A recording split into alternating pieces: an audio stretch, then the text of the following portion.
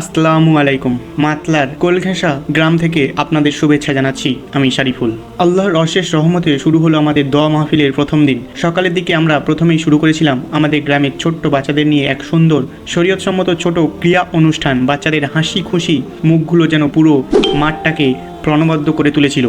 দুপুরের পর বিকালেই শুরু হলো আমাদের গজল প্রতিযোগিতা। সেখানে আমি হোস্টিং করছিলাম। অনেক স্মৃতিময় মুহূর্ত চোখের সামনে ভেসে উঠছে। এখনও একটার পর একটা গজলে ভরে উঠছে পুরো মাঠ, যার কিছু মুহূর্ত তোমাদের সামনে।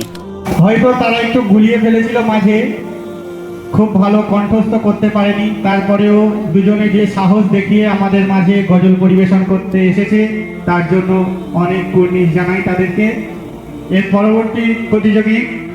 পরবর্তী গজল শিল্পী সাবিনা সর্দার।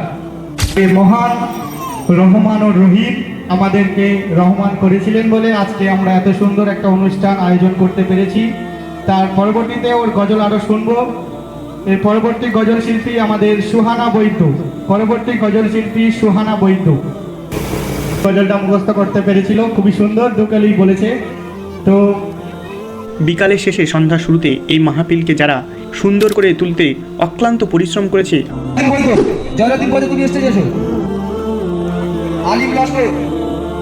আমাদের গ্রামের বড় দাদা থেকে শুরু করে সব স্বেচ্ছাসেবক প্রতি বছর যাদের কারণে এই ছোট্ট মাহফিল সেজে ওঠে, তাদের সম্মানার্থে ব্যাচ পড়ানোর ব্যবস্থা, এই ব্যাচ পড়ানোর দায়িত্বে ছিলেন আমার সিনিয়র কাকা সেলিম কা।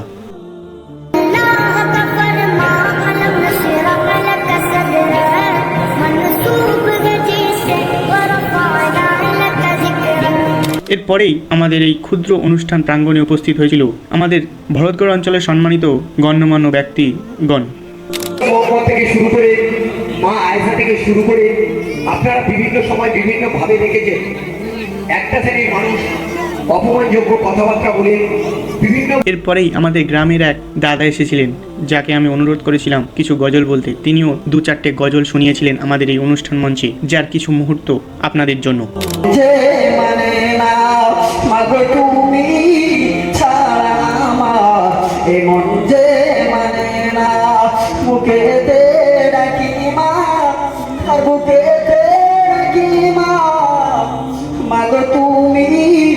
আমার জান কোনদিন ভুলো না, মাগো তুমি ছাড়া আমার এমন যে।